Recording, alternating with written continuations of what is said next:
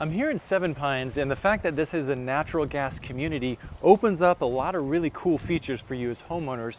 One specifically is this tankless gas hot water heater. Now this is where the gas utility runs into the home, and this outside box here is where the water, which is entering your home here, is almost instantly heated for the hot water of the entire home. So the water enters this is where the natural gas heats that water. And this is different from a general hot water heater, which is a 50 to 80 gallon tank that always keeps the 80 gallons of hot water hot, which is incredibly inefficient.